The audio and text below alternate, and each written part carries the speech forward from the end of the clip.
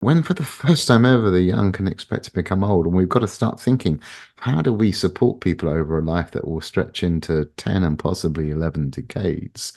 It takes a while. It takes a while for these shifts to happen. And I'm not saying it will happen automatically. I'm not saying it will happen at the right pace, but progress will come slowly because this is a radical change for humanity.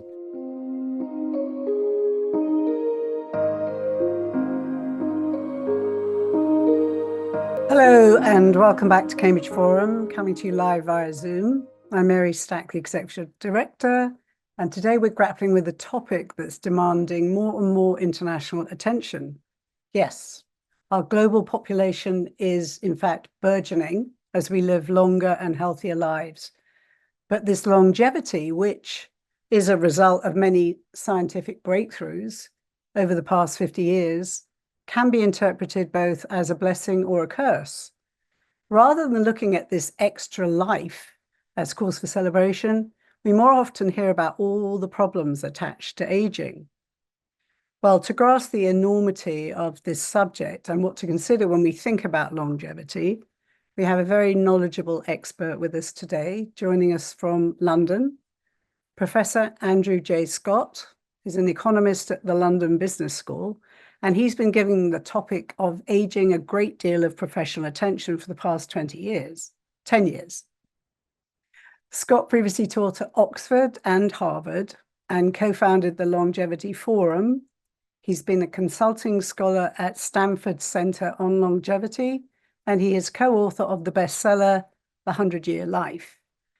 His newest book, The Longevity Imperative, How to Build a Healthier and More Productive Society to Support Our Longer Lives, is just come out. So welcome to you, Andrew, and thanks for staying up late to join us. Okay, Andrew, well, there's a lot of ground covered in the book. Let's start at the beginning. I applauded the fact that you used the word longevity in the title and not the aging imperative, which I think would instantly denote sort of burden and decline.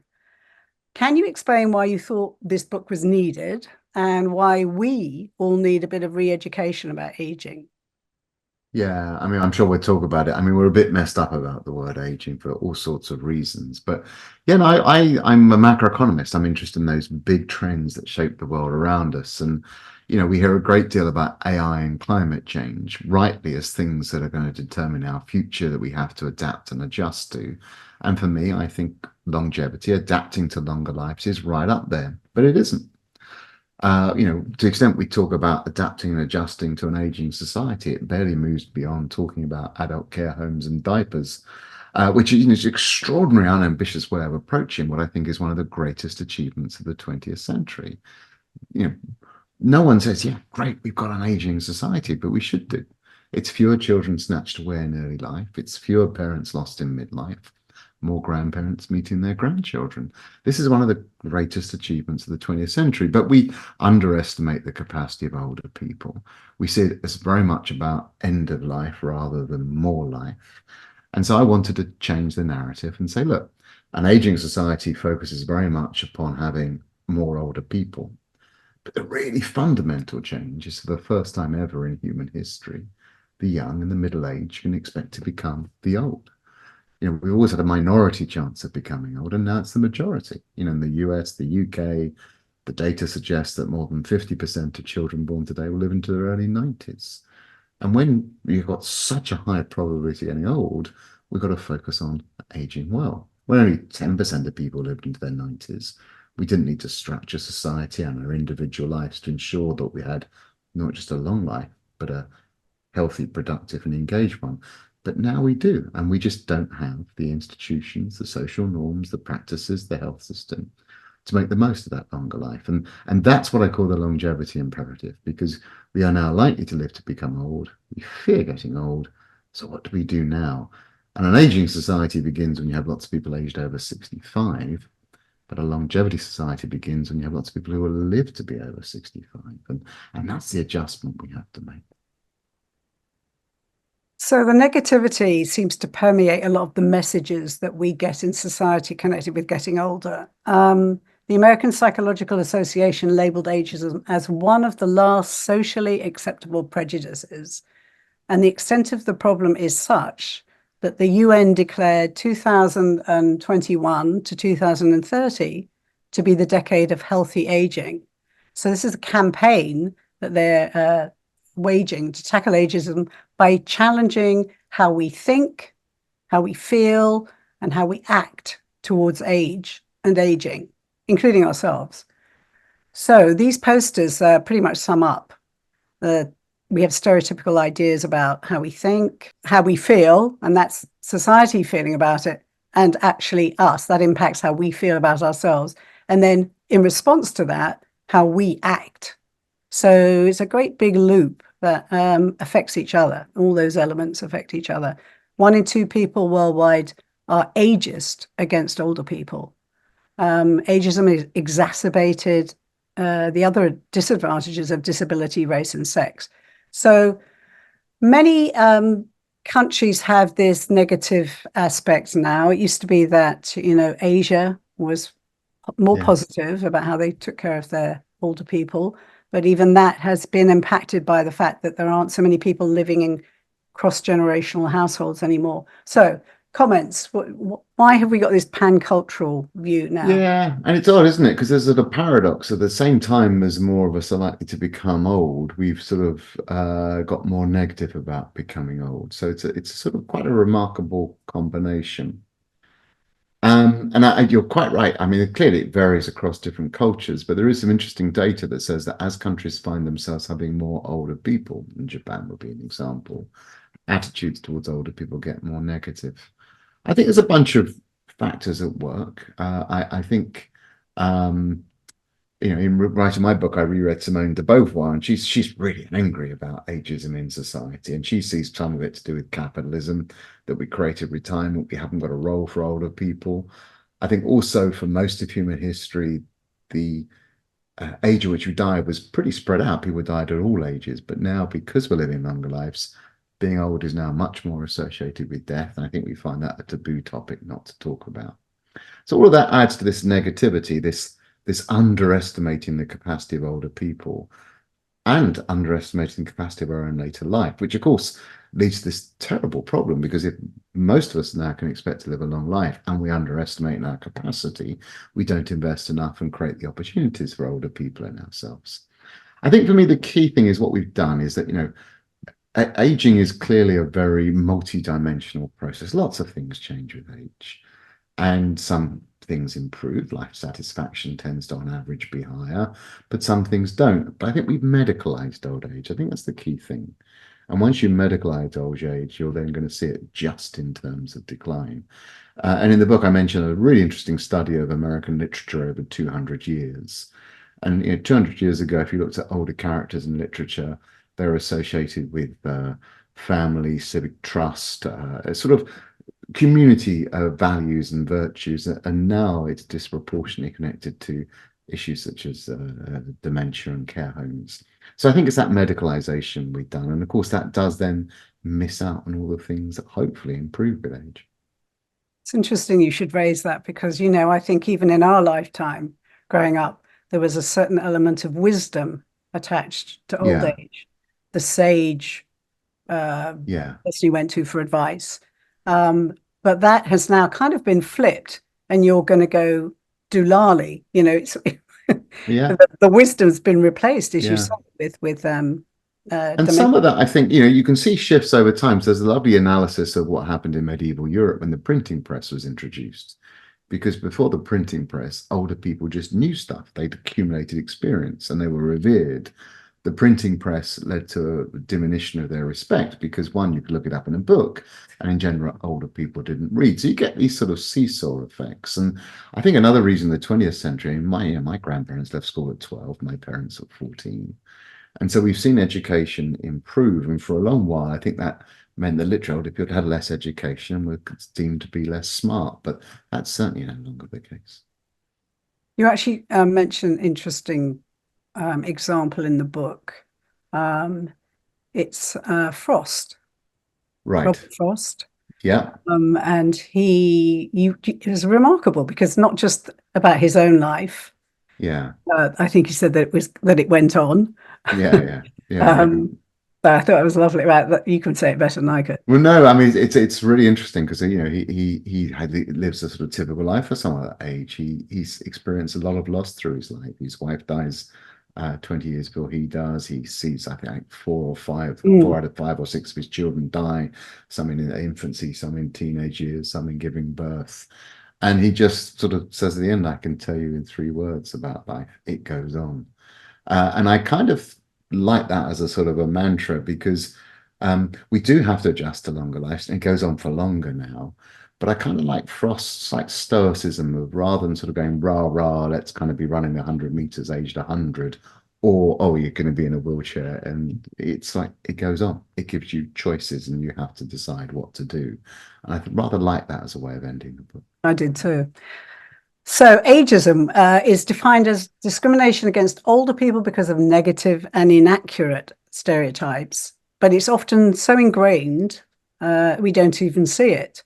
So at a time when we've got things like diversity, equity, and inclusion departments in most big companies or even small companies, and they tackle racial and gender bias, age bias is seldom on the radar. So is it socially acceptable? And if so, why is it socially acceptable? Because it's based in myth. Manfred Deal, who's a professor that's looked into some of this, said when we say aging isn't all negative, it's not that we're putting on rose-colored lenses, it's actually based in science. So clearly, this message about growing old being something to be avoided, one, and two, that we all age at the same rate, both of those are completely inaccurate. Yeah, So can you tell us yeah. a bit more about that? No, I mean, it's and so it definitely does seem to be. You can still say things based on age that you wouldn't do otherwise. One of my favorite examples is just about elections, where often you hear people say there's a lot more older voters and they should be given a lower weight in their votes compared to younger people, which is quite an extraordinary approach to thinking about, democracy. Um, so yeah, I think we talked a little bit about where perhaps some of those stereotypes might have emerged from, but somehow it does seem to be socially acceptable blanket statements about older people. I think it goes to this concept of chronological age, which I talk a lot about in the book, because actually I think there's two really important things to recognize about aging, and you picked up on one of them, which is not everyone ages at the same rate. So the aging is a very diverse process, and part of that is about malleability. How we age is affected by our behavior, by our environment, and by our genetics. But behavior and environment have a really outsized role to play. That's why we see so much inequality in terms of aging life expectancy and healthy life expectancy. So aging is malleable, and that's really important because if we're now living these longer lives, we've got to change how we age. I always say the aging society story focuses just on a change in the age structure of the population. There's more people aged over 65, which is kind of interesting, but I don't think it's quite as profound as what really needs to happen, which is we have to change how we age because we are living longer and we've got to be healthier for longer. We know that's important and we need to exploit the malleability of age. And of course, chronological age is not malleable. Every 12 months, you go up one in chronological age. I think the other thing that's really important in thinking about age is sort of how long you can expect to live. I'm 59, and I think at 59, I have to behave differently from my father and differently from my grandfather because they didn't have the years ahead that I can, on average, expect. That's what longer life means. Everyone of every age has more time ahead of them. And that forward looking concept of age, I think, is really important because, again, it means, speaking simply minded as an economist, I've got to invest more in my health. I've got to invest more in my skills. I've got to invest more in my relationships because I've got more time ahead of me. And I think recognizing that forward looking issue of age and the malleability of age is kind of where you start to see the opportunities of longevity. But if you focus on chronological age, you just say everyone over 65 is old. They can't, they get ill, they can't work. And you then just blanketly condemn a large number of people. So I think this is, again, where we got very confused about age. It's interesting you said that you have to start thinking about it differently in a kind of pragmatic way, because you can see it as a gift I'm going to have this extra time, therefore I have to plan accordingly. You can also see it in a lot of negative advertising, which is Yeah, the risk factor. Will you run out of money? You yeah. know, are you carrying enough insurance? So it's kind of hard to get that balance right, isn't it? Where you're celebrating the situation and not panicking about the outcome. Yeah, no, completely. And of course, it would be so much easier if we did have custom social norms, institutions that helped us not just live longer, because the data shows us we are living longer, although American trends are more complicated than elsewhere. But we're not healthier for longer, we're not productive and engaged for longer. So, there's a lot that you've got to try and make do it yourself when there's not those easy institutions. But I wonder if that's like every stage of life. I mean, it is remarkable how we go to the negatives when it comes to aging. But middle age is also fraught with problems. Earlier years are fraught with problems, and that's kind of life, isn't it? There's sort of always a risk. There's always a challenge, and I understand that the risks and challenges change over time. Um, but you've got to sort of look at them and say, well, how do I make the most of the opportunities? How do I avoid the pitfalls? And how do I learn to sustain myself? And it's no different, which is again why I come back to the Robert Frost quote. In the book, you talk about the economic benefits connected with the productivity and work done by older individuals, Yeah. which is rarely figured into the GDP stats. We invariably hear about the cost of nursing Yeah. homes and healthcare. Can you refresh some of that for us? I do. What So does as an it contribute? economist, I get in trouble with the word productive because economists have a very broad use of the word productive, which is just doing something, and so if you're caring for someone and you're not getting paid, you're doing it out of love, that economists will still call that as productive. The motivation may be different, but we'll call it productive. So it's just sort of the vocabulary that we use. But you're quite right. GDP focuses upon things that have happened in the marketplace, things you get paid for. And actually, David Bloom at Harvard has done a lot of work on this, looking at the contribution that older people make that is not formally part of the economy, but it may be caring for a partner, caring for grandchildren, caring for someone else in the community, volunteering, etc. And of course, you find that the contribution of older people is greater on that scale than any other age. And works out, I think his numbers are the equivalent of 3 or 4% of GDP or something like that, if you were to try and put a monetary value on them. But I think there's also other ways in which it's important. If you look at the United States, lots of people aged over 65 are still working. I think 1 in 4 people aged 74 are working. And not everyone below 65 is working. So there's this very simple concept, and it's a horrible concept, of the old age dependency ratio. And it's the number of people of working age, 25 to 65 as is normally defined, relative to those aged over 65. And that old age dependency ratio drives so much of the fear and gloom about the economy.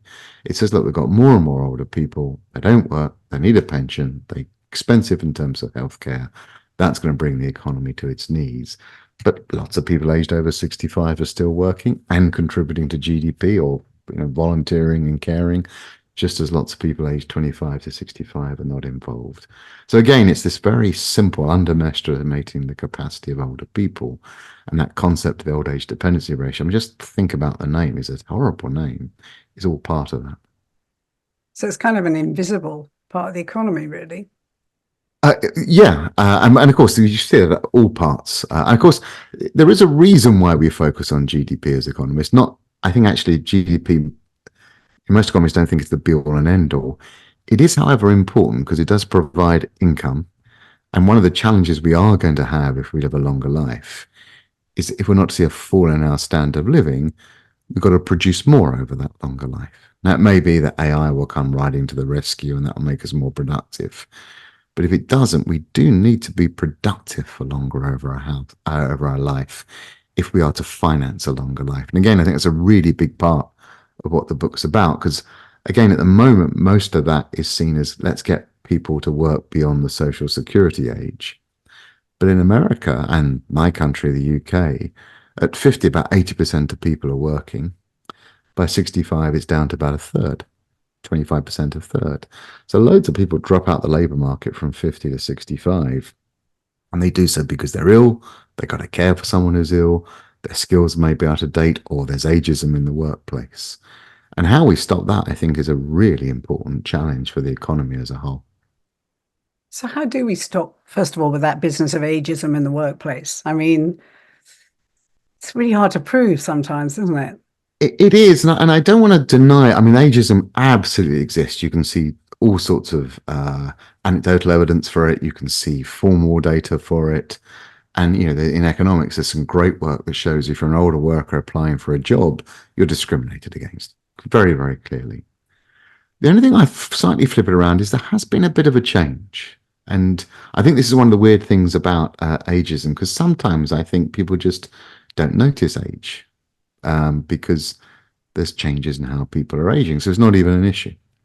And the reason I'll say that is that in the United States over the last 10 years, about 70% of the all employment growth has come from older workers, workers aged over 50. In Europe, it's more than 100% of employment growth is coming from older workers. So there's something happening. The labour market's actually done a better than you might expect job in finding work for older workers. That's not to say there isn't ageism, and you clearly is, but there's something in the background that's working here. So there's more to be tackled, and I'm particularly keen on what I call age-friendly jobs, which provide flexibility, autonomy, and less physical work for people, and they're particularly popular amongst older workers. So I think we've got to encourage more of those. But it just, there definitely is ageism, but actually the labour market in the US has done a good job of finding work for the large majority of baby boomers. So it's not all bleak. There's some positive progress somewhere at work.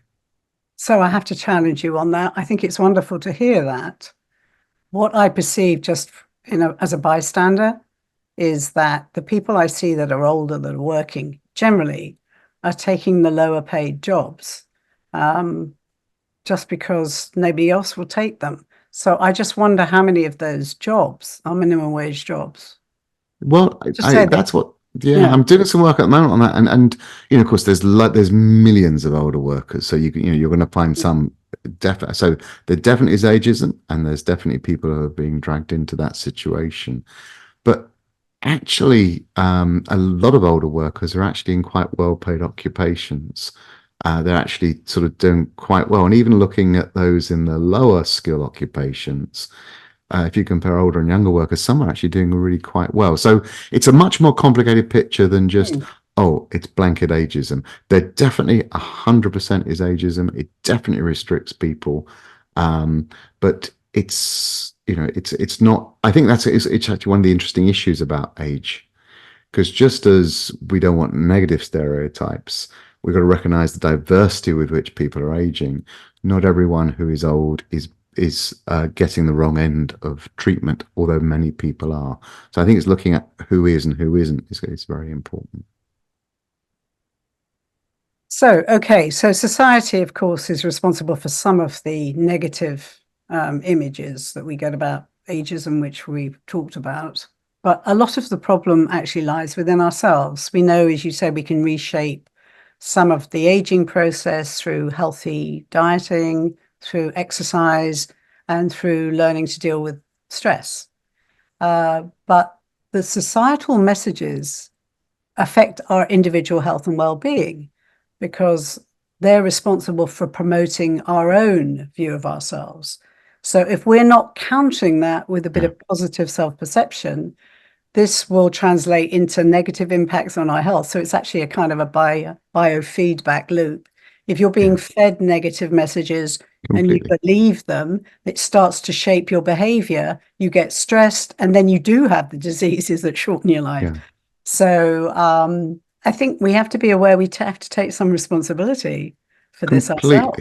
No, completely. I mean, if we're going to adapt to these longer lives, it's going to require really fundamental change from individuals, from firms, from social norms and customs, and governments and institutions. So everyone's got a role to play, some more important at different points, at different places. And of course, it's going to be hard because, again, I want to come back to this.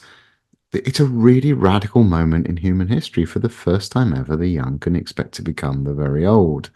And no wonder that's going to take a while to change how we think about things and how we have our perceptions.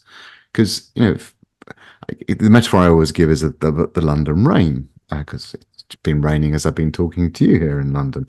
Um, if there's a 10% chance of rain in London, I don't bother with an umbrella and a raincoat. If there's a 35% chance, I'll pack one of those small little umbrellas. If there's an 80% chance of rain, I've got a big umbrella and a big raincoat. Why am I talking about rain? Well, that 10%, 35%, and 80%, that's under pretty conservative assumptions, the probability of a 20-year-old making it to 80 in 1851, 1951, and today. Oh, wow. And so we kind of got to prepare ourselves for this event we now know has to happen.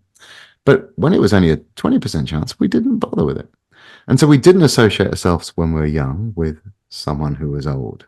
And even now we know it's going to happen. It's a difficult thought process, but we just haven't got the social norms. And so we look at our parents and our grandparents and say, well, this is what they did. But if we underestimate the capacity of older people, if we underestimate the capacity of our own later years, we underinvest in those. And so we don't give ourselves the skills, the relationships, the stamina, the engagement, unless we do it ourselves, because society, if you're lucky, offers opportunities, but it's under institutionalized. So there's a great deal that is currently left to individuals. So do we need a sort of minister for aging or longevity to make sure that we're putting that in a priority in a lot of decision making and policy? I do think so. I honestly think that one of the most important things the government can do is to try and target healthy life expectancy, because at the moment we've got a health system that's doing a relatively good job of keeping us alive, but as Eileen Crimmen says, it slowed down the dying process, but not the aging process. And so we're not healthy for long enough. And we've really got to make sure we're healthy for long enough. And nowhere in the system is there an incentive to focus on healthy life expectancy. In my country, the main target for the health system is to bring down the waiting list for operations, which is almost farcical as an idea that that's a way of measuring the health of the population. So we've really got to focus on how do we keep people healthy for longer. So you mentioned some of the value, I hate to use that word, but that is actually an economic term, right? The value attached to people's life. In fact, you go into that, and I'm going to ask you about that in a minute, about how it translates into money. But they contribute, sometimes paid, sometimes unpaid, volunteering, caregiving. But I think there's a book out called Breaking the Age Code. I don't know if you've come across it, by Becca Levi, and she's an epidemiologist. And I loved it because she had this whole bunch of different stereotypical myths that she busted. And one, she said, here's some things she found out. One is that a lot of artists and musicians are actually really creative and refreshingly so late in life. I mean, look at Sting, look at Mick Jagger. And people don't say, oh, you're past it, Mick, you need to hang up the guitar. But they're still paying for his concerts. The data also shows that people that age tend to be more agreeable as they age, conscientious, and better at regulating their emotions. You never hear this.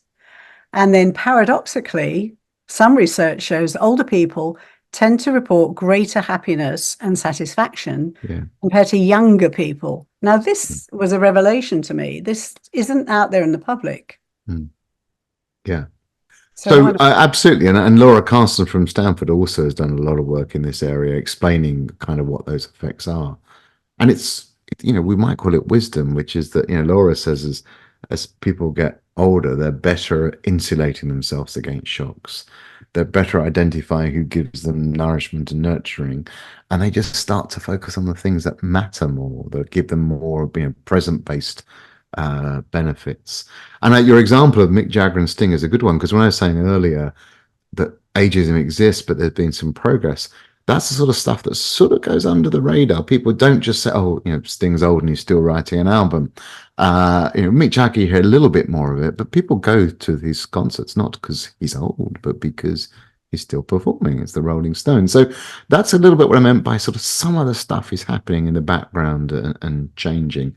But you're right. And, and again, in a world that obsesses with new and novelty, where older people want to be young, we do have a little bit of a cult of youth, I think, that then goes against some of these more traditional concepts. And I talk about Cicero and his book on sort of the joys of aging and the benefits that come with it. And it's hard to persuade people of that in the modern world, I think.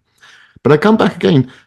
I don't want to sound too Pollyannish. I think I would describe myself as a patient optimist, but these days the world is sorely testing my optimism. But when for the first time ever the young can expect to become old, and we've got to start thinking, how do we support people over a life that will stretch into 10 and possibly 11 decades? It takes a while. It takes a while for these shifts to happen. And I'm not saying it will happen automatically. I'm not saying it will happen at the right pace, but progress will come slowly because this is a radical change for humanity that the young can now expect to become old and now need to identify much more with the old. I can see someone in the chat, we know that ageism is this weird prejudice, which is a prejudice against your future self, whereas sexism, racism is always a prejudice of the other. But in a world where the young can now expect to become the old, ageism is particularly misplaced because it's not a prejudice against the other, it's a prejudice against your future self. I tell you, it's quite interesting too. I just came across this movie by chance this last weekend. It was a New Zealand film and it was called Juniper. And it was about a dysfunctional relationship that really, because of lack of knowledge, had been developed between the grandmother and a grandson. And through circumstance, they're forced to be in each other's presence pretty much on their own. And it's such a revelation to the young kid to discover how interesting and exciting this older woman is and what an interesting life she's led. And he knew nothing about any of it. Yeah. And so it, to me, was a very subtle re-education. So I think that's part of one of the things is the separation between the generations now occurs much more than it did back when you were growing up. You saw your grandparents maybe every weekend. Yeah. I think there's... Go ahead. But I come back to chronological age as part of that because, again, for most of human history, we didn't know how old we were. It was only when numeracy and literacy started to increase in the sort of 1800s and governments had a bureaucratic taste to give you a birth certificate and tell you how old you were, that we started focusing on chronological age. So for most of history, we haven't known how old you were. You didn't know your birthday. The song Happy Birthday is a 1930s invention. And then when bureaucracies started using chronological age, they started grading us by age. They said, right, this is the age you go to school. This is the age that you stop work. And that three-stage life that we created in the 20th century of education, work, retirement, with linear career paths, with title like, senior management, senior partner, even the words are hard-coded for age, led to a huge amount of age segregation. And it's clear that if you can get intergenerational linkages working, it benefits everyone. And some of that I think is the young oblivious to sort of the achievements or the skills of the old, because it's hard when you're young to imagine being old. And actually, to be honest, the older I get, that I know, I think Proust, it's always pretentious to quote Proust, but says, old age is the state of which for longest you hold an abstract concept of, because it's always kind of in the future. You never quite get there. So you never quite understand what it is to be old. But I think the intergenerational contact is key, but it also requires not just the young understanding the old, but also the old looking to be interested in the young. It takes both ways, I think, to work. You actually mentioned in your lecture, I think at Harvard, giving a talk, I think it was in China. Yeah, at London. Yeah, so that's I'm glad you picked up on that. So London Business School, I was giving a talk to some Chinese business school students who were visiting, and they're in their early 30s, and it's a pretty common thing. I sort of show them the aging society demographics of China, which are very dramatic. And what I said to them, look, in 35 years' time, China's got 45% of its population aged over 65. How do you feel about this? And they said, well, it's terrible. These old people, they're going to get ill, they don't work, etc. I said, well, who are these old people? And they said, well, what do you mean? I said, well, all these people in 35 years' time are over 65. Who are they? They said, well, they're old people. I said, no, they're you. And it was quite extraordinary that, the penny then dropped. Oh, really? Yes. And I think, I'm not picking on those Chinese students. It's a very common phenomenon. When everyone talks about an aging society, no one says, oh, that's me that they're talking about. It's always someone else. I think that's, again, part of the mysteries of aging, because I don't think that's a problem just with 30-year-olds. I think, as we get older, we don't always associate ourselves with being old. And I think that's a good thing, but it's a big problem for how firms see older people because they say, oh, everyone over 50, that's the silver economy. Everyone's the same. Which, if that's your approach to older people, you've got no chance of coming on anything useful for them. Okay, so let's go back to another part of the book where you say, talking about making policies now and how you fund the future when you're Yeah, trying to think ahead. You said the important thing is that people have to work for longer and we need to stay healthy for longer. So you said the most important health priority now is not extending life, but yeah, getting health span to match lifespan. yeah, So explain that a little bit. yeah. So let me just explain lifespan and health. But lifespan's like a measure of how long. Let's call it life expectancy, or how long you can expect to live for. And as you'll be aware, life expectancy has increased enormously the last 100 years, last 50 years. The young can now expect to become old. Now, the good news is the proportion of life that is healthy has remained roughly the same. It varies a little bit from country to country. So, as we're seeing these extra years of life, actually, most of them have been in relatively good health. So that's the good news. The bad news, of course, is that because the proportion of life that is healthy is roughly the same, if perhaps slightly falling in the US, it means you also got more years of bad health. So we're living longer, but perhaps, let's say we've had 10 more years of extra life. 6 of them are healthy, 4 of them aren't. So we've got longer in good health and longer at the end of life in bad health. And what I did in the academic paper was just use some pretty standard economic tools that try and say, well, what's the most valuable thing to do? And when you sort of run through the numbers, it's pretty obvious that just increasing life expectancy without improving our health, it's not great. It's good. Life is sweet, more time is good. But if you spend it in ever diminishing health, it is a problem because those years are less valuable because you're in poorer health. And also, if you can't work because you're in poorer health, those years sort of act as a tax on the other years because you've got to finance it. So if you can not increase life expectancy, but still see health deteriorate, if we could keep life expectancy where it is, but get healthy life expectancy to catch up with life expectancy, the gains are enormous. And all this really says is the most valuable thing to us is our health. And that now the biggest health challenge we face, given we live a long life, is how we age, aging well. So that's really what that punchline says, that the most important health challenge globally, because of course globally life expectancy is now over 71, is to age well. And that the health burden has shifted. In the country where I come from, the UK, when our health system was set up in 1948, 50% of the population died this side of 65. The world has changed dramatically since then. So we've seen a shift in the disease burden towards those aging-related diseases that you're more likely to get the longer you live, such as cancer, cardiovascular disease, diabetes, dementia. And that's what we've got to try and focus on, because right now we have a disease-based system for our health model that says when a disease is sufficiently acute, come along to the doctor, come along to the hospital, and we'll try and do something about it. But with aging-related diseases, that just doesn't work because you can't get rid of it. And so we end up spending more and more money treating people who may not be in good health. But we've got to focus on prevention and focus on keeping people healthy for longer, because every time you get one of these aging-related diseases, you speed up the time of getting the next one.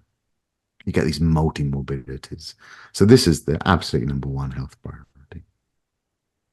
Also, another thing I thought that you said that was really interesting was you said one way to deal with things is to put aging and not disease at the center of the debate on health. So if aging is the root cause of the diseases, age-related disease, then if you attack the cause, it makes, you said, more sense than chasing individual efforts when aging better generates $51 trillion of welfare.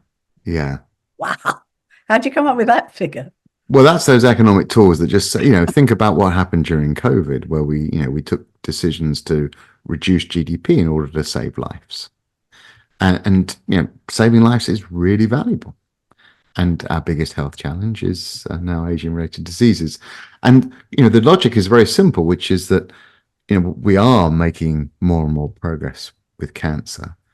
But if we could miraculously get rid of cancer, there's still dementia, cardiovascular disease, all these other diseases that impact your health and your quality of life.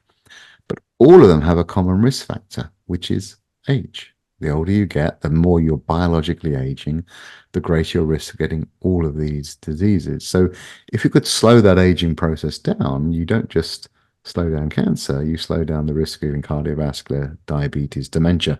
So you get two benefits. You get a benefit across lots of diseases, but also because you got rid of them all, the quality of life really jumps up because you have healthy years. So this is not about playing whack-a-mole with each disease and having loads of different drugs.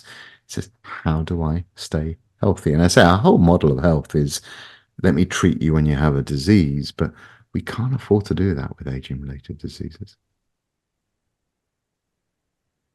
Okay, we could go down the route of looking at all these new modalities for people to stay young forever and injecting stem cells and eating very strange diets, which even if that were all true, it's never going to be something across the board. Having said that, the Ozempic drug Yeah. has dramatically altered the state of health for millions of people, And which is so.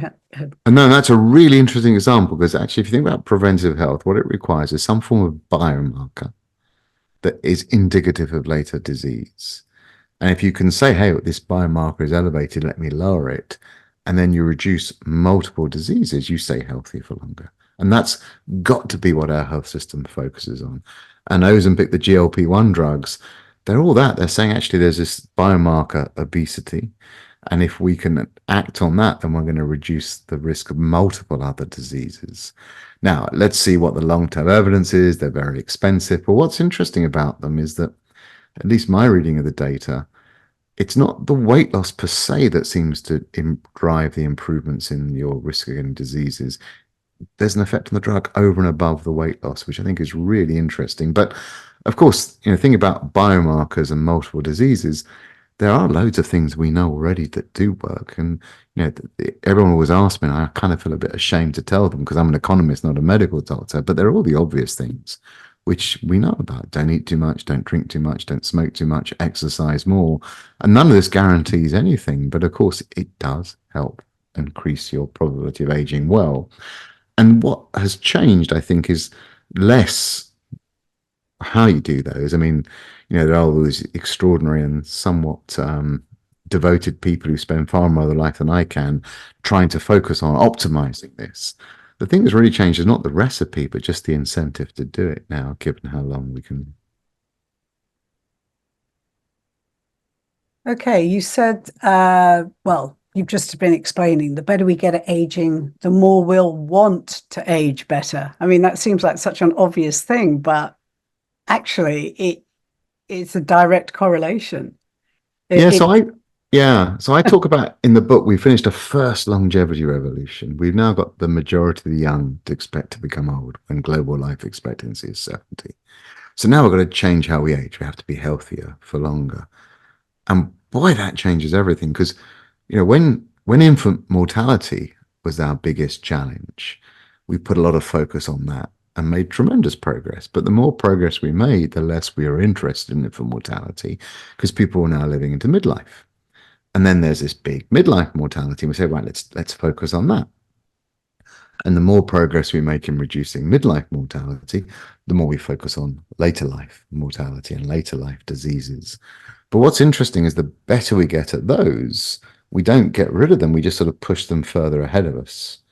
And so I think the better we get at aging, we're still going to want to age even better. This is, I think, kind of the final frontier of medicine where in the past we tackled a disease, we said, right, let's look at the next one now.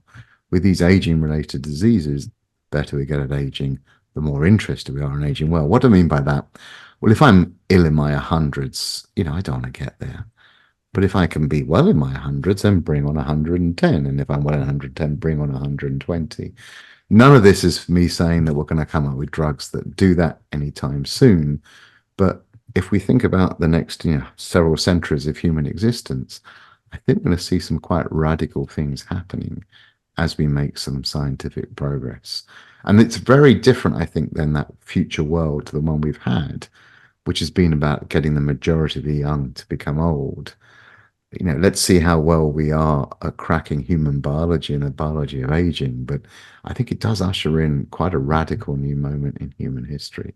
I'm sure it'll take centuries to sort of really see that change occur, but it is, I think, a remarkable new moment. How about the idea of how we live in terms of societies?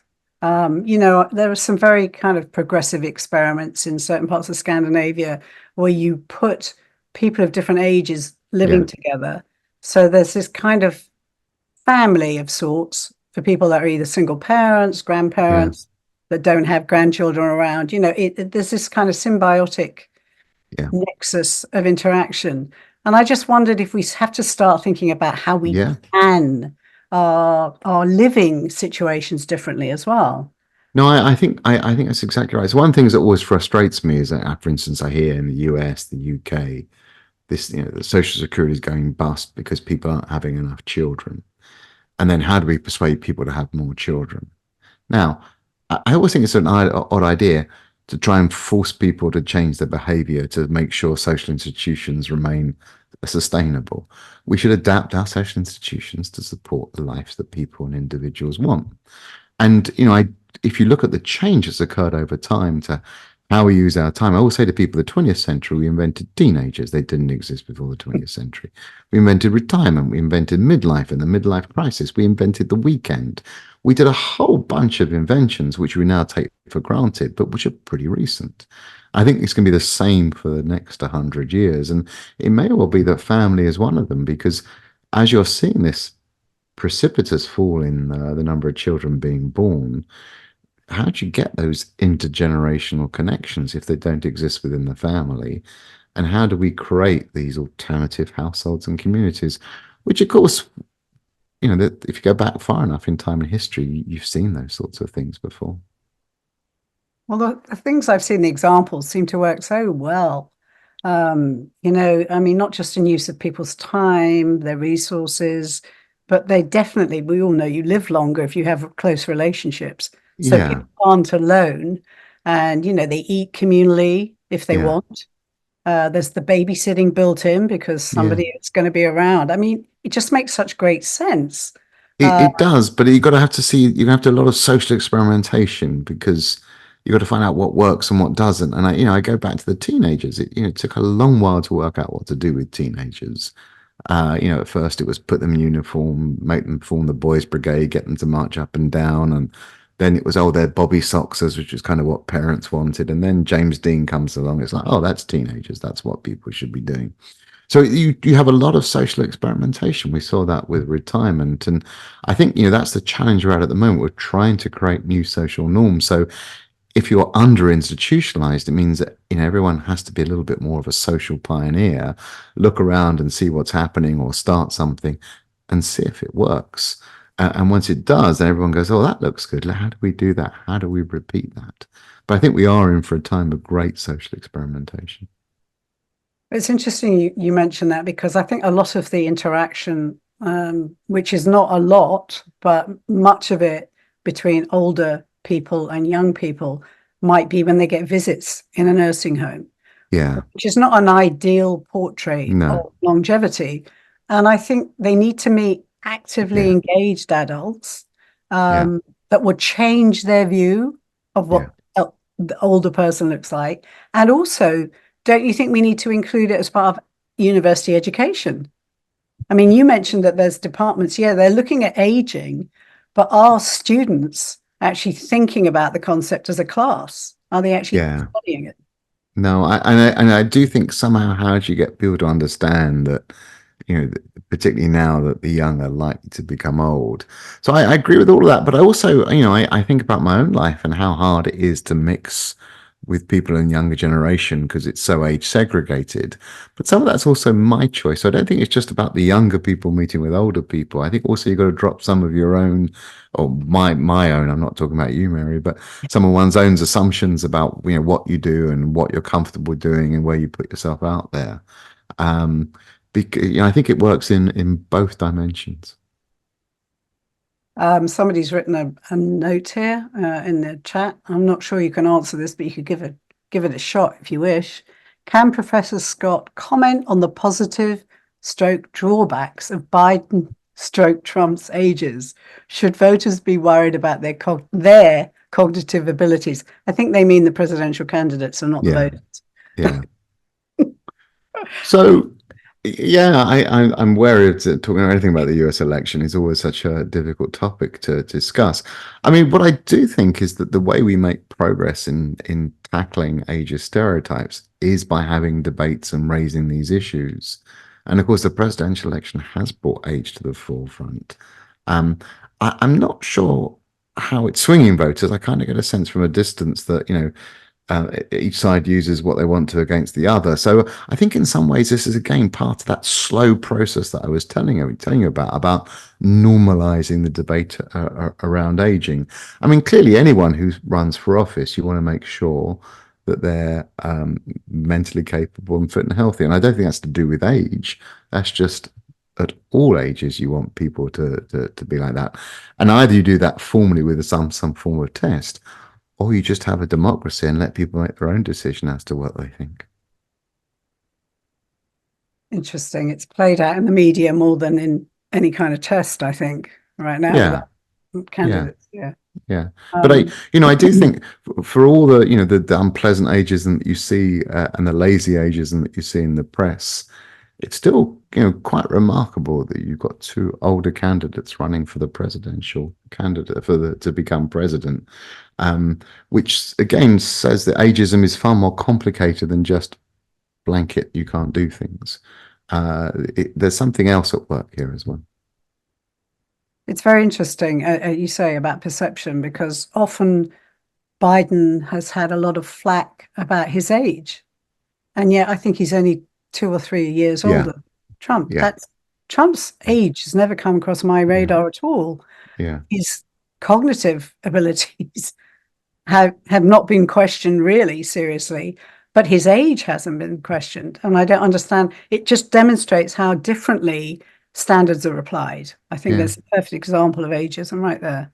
And I do think what we've also got to try and do is to make sure that everyone has a voice in elections. And so, it is interesting to me that in America, candidates have got older, whereas in Europe, they've got younger. Younger. It's an interesting, I wonder what's different about the two political systems that's brought that about.